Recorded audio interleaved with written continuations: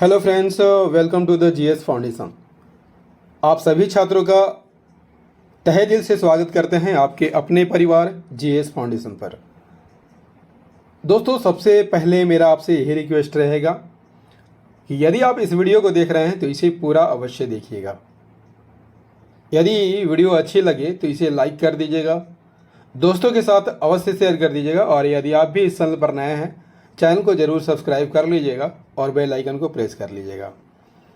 आज की सेशन में हम लोग करने वाले हैं इंडियन पॉलिटी के महत्वपूर्ण प्रश्नों को। मैंने यहाँ पर उन्हीं प्रश्नों को लिया है दोस्तों जो परीक्षा में पूछे जाते हैं और आगे भी पूछे जाने की संभावना है। तो चलिए दोस्तों, बिना देरी किए हुए स्टार्ट कर लेते हैं आज के सेशन की। सेशन का पहला सवाल आपके स्क्रीन पर है कि मौलिक अधिकारों की सुरक्षा के लिए कोई व्यक्ति किस अनुच्छेद के तहत उच्च न्यायालय में अपील कर सकता है। किस अनुच्छेद के तहत उच्च न्यायालय में अपील कर सकता है? सही आंसर हो जाएगा अनुच्छेद 226 के तहत। मौलिक अधिकारों की सुरक्षा के लिए व्यक्ति उच्च न्यायालय में किस अनुच्छेद के तहत अपील कर सकता है? अनुच्छेद 226 के तहत। उच्चतम न्यायालय में किस अनुच्छेद के तहत अपील कर सकता है? अनुच्छेद 32 के तहत। नेक्स्ट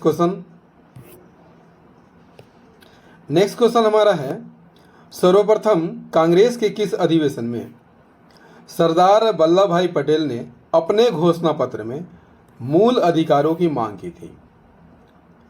सर्वप्रथम कांग्रेस के किस अधिवेशन में सरदार वल्लभ भाई पटेल ने अपने घोषणा पत्र में मूल अधिकारों की मांग की थी?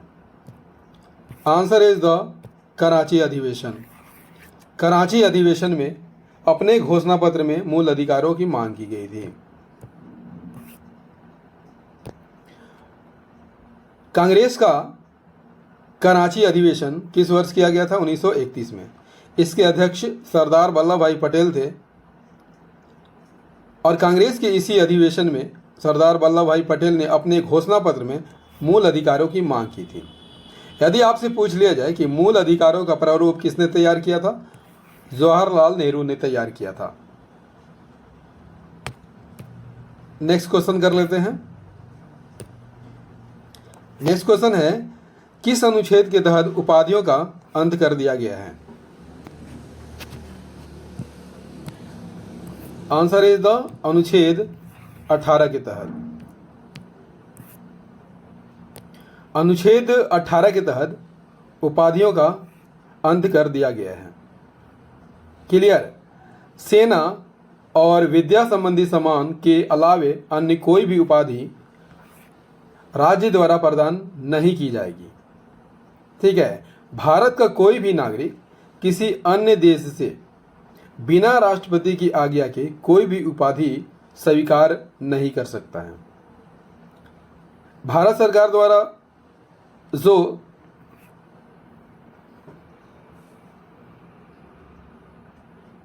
पुरस्कार प्रदान किए जाते हैं, जैसे भारत रत्न, पद्म विभूषण, पद्म भूषण, पद्मश्री और सेना द्वारा परमवीर चक्र, महावीर चक्र, वीर चक्र आदि पुरस्कार अनुच्छेद 18 के तहत ही दिए जाते हैं। नेक्स्ट क्वेश्चन क्या है? राष्ट्रीय हरित न्यायाधिकरण की स्थापना कब की गई थी? आंसर इज द 2010 में की गई थी। राष्ट्रीय हरित न्यायाधिकरण की स्थापना कब की गई थी? अक्टूबर 2010 में की गई थी। इसका मुख्य पीठ कहाँ पर है? नई दिल्ली में है, जबकि 4 अन्य पीठ भोपाल, पुणे, कोलकाता और चेन्नई में है। ठीक है। इसका कार्य क्या है? पर्यावरण संबंधित मामलों की देखरेख करना इसका मुख्य कार्य है। नेक्स्ट क्वेश्चन है, राज्य के नीति निर्देशक तत्व किस भाग में है? सही आंसर हो जाएगा संविधान के भाग 4 में है। राज्य के नीति निर्देशक सिद्धांत या तत्व किस भाग में है? भाग 4 में है, अनुच्छेद 36 से 51 तक में है। किस देश के संविधान से लिया गया है? आयरलैंड के संविधान से लिया गया है। इसे न्यायालय द्वारा लागू नहीं किया जा सकता है क्योंकि इसे वैधानिक शक्ति प्राप्त नहीं है, लेकिन विधि बनाते समय राज्य का कर्तव्य है कि वे इन्हें लागू करे। यानी भारतीय संविधान के अनुसार राज्य का नीति निर्देशक तत्व शासन के लिए आधारभूत लक्षण माने जाते हैं। नेक्स्ट क्वेश्चन, मौलिक कर्तव्य किस देश के संविधान से लिया गया है? सही आंसर हो जाएगा पूर्व सोवियत संघ के संविधान से लिया गया है। पूर्व सोवियत संघ के संविधान से लिया गया है। मौलिक कर्तव्य किस देश के संविधान से लिया गया है? पूर्व सोवियत संघ के संविधान से लिया गया है। किस अनुच्छेद और भाग में रखा गया है? भाग 4 के अनुच्छेद 51 क के तहत इसे रखा गया है। जिस समय संविधान बना उस समय मूल संविधान में मौलिक कर्तव्य कितने थे? 0 मौलिक कर्तव्य थे, यानी एक भी मौलिक कर्तव्य नहीं थे। मौलिक कर्तव्य को भारतीय संविधान में 42वें संविधान संशोधन 1976 के तहत जोड़ा गया है। किस समिति के सिफारिश पर? सरदार स्वर्ण सिंह समिति के सिफारिश पर। मूल कर्तव्यों की संख्या कितनी थी? 10 थी, लेकिन वर्तमान में मूल कर्तव्य कितने हैं? 11 हैं। और 11वां मूल कर्तव्य 86वां संविधान संशोधन के द्वारा जोड़ा गया था। यह कब किया गया था? सन 2002 में किया गया था। ठीक है। इसके तहत प्रत्येक माता पिता का यह कर्तव्य है कि वे अपने 6 से 14 वर्ष के बच्चों को प्राथमिक शिक्षा दिलवाएं। Clear? Next question. Next question हमारा है, राष्ट्रपति बनने की योग्यता किस अनुच्छेद में दी गई है? आंसर इज द अनुच्छेद 58 में। राष्ट्रपति पद की योग्यता किस अनुच्छेद में है? अनुच्छेद 58 में है। इसके अनुसार कोई व्यक्ति राष्ट्रपति कब बनेगा? जब वह भारत का नागरिक हो, वह 35 वर्ष की आयु पूर्ण कर चुका हो, लोकसभा का सदस्य निर्वाचित किए जाने की योग्यता हो उसके पास, चुनाव के समय किसी लाभ के पद पर न हो। क्लियर? नेक्स्ट क्वेश्चन कर लेते हैं, राष्ट्रपति पर महाभियोग किस अनुच्छेद के तहत लगाया जाता है? अनुच्छेद 61 के तहत राष्ट्रपति पर जो है महाभियोग लगाया जाता है। राष्ट्रपति पर महाभियोग अनुच्छेद 61 के तहत लगाया जाता है।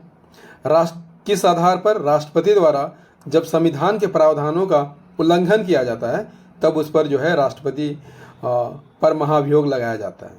ठीक है। इसके लिए महाभियोग जो है किस सदन में पेश किया जाता है? संसद के किसी भी सदन में पेश किया जा सकता है। ठीक है। इसके लिए राष्ट्रपति को 14 दिन पहले सूचना दी जाती है। इस पर उस सदन के 1/4 सदस्यों का हस्ताक्षर भी होता है। जिस सदन में महाभियोग का प्रस्ताव पेश किया जाता है उसके 2/3 सदस्यों द्वारा पारित कर देने पर प्रस्ताव किस सदन में जाता है? दूसरे सदन में जाता है। दूसरा सदन राष्ट्रपति पर लगाए गए आरोपों की क्या करता है? जांच करता है। यदि जांच में राष्ट्रपति के ऊपर लगाए गए आरोपों को सिद्ध करने वाला प्रस्ताव जो है 2/3 बहुमत से पारित हो जाता है तो उसी तिथि से राष्ट्रपति को पद त्याग करना होता है। क्लियर? नेक्स्ट क्वेश्चन, भारत में आपात उपबंध किस देश के संविधान से लिया गया है?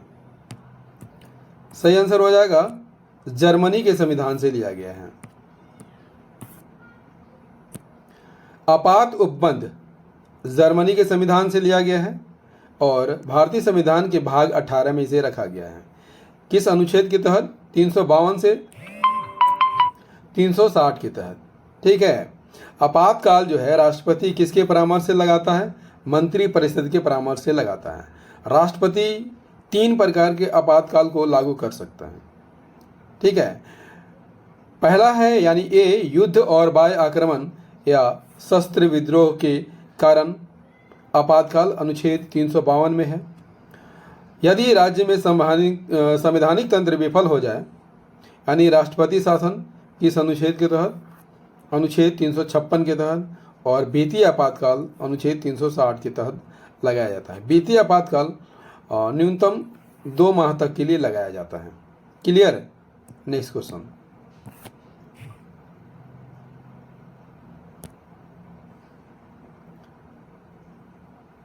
कहता है कि भारत की प्रथम महिला राष्ट्रपति कौन थी?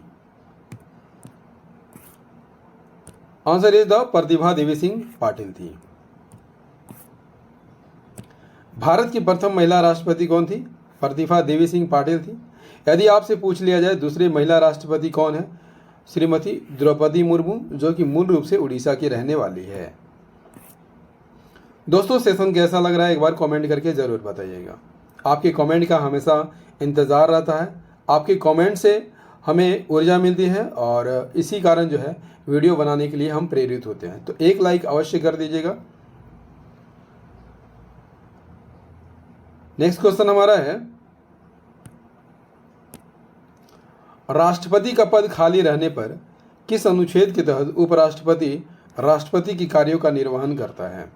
किस अनुच्छेद के तहत? सही आंसर हो जाएगा अनुच्छेद 65 के तहत। राष्ट्रपति के पद खाली रहने पर उपराष्ट्रपति जो है राष्ट्रपति की हैसियत से कार्य करता है। किस अनुच्छेद के तहत? अनुच्छेद 65 के तहत। उपराष्ट्रपति को राष्ट्रपति के रूप में कार्य करने का अधिकतम अवधि कितनी है? 6 महीना होता है और 6 महीने के अंदर ही राष्ट्रपति का चुनाव करा लेना अनिवार्य होता है। राष्ट्रपति के रूप में कार्य करते समय उपराष्ट्रपति राष्ट्रपति की शक्तियों का उपयोग करता है। क्लियर? नेक्स्ट क्वेश्चन हमारा है, प्रधानमंत्री की नियुक्ति कौन करता है? प्रधानमंत्री की नियुक्ति कौन करता है? सही आंसर हो जाएगा राष्ट्रपति करता है।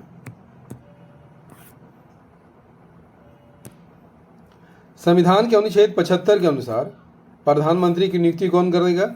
राष्ट्रपति करता है। और अन्य मंत्रियों की नियुक्ति राष्ट्रपति जो है प्रधानमंत्री की सलाह पर करता है।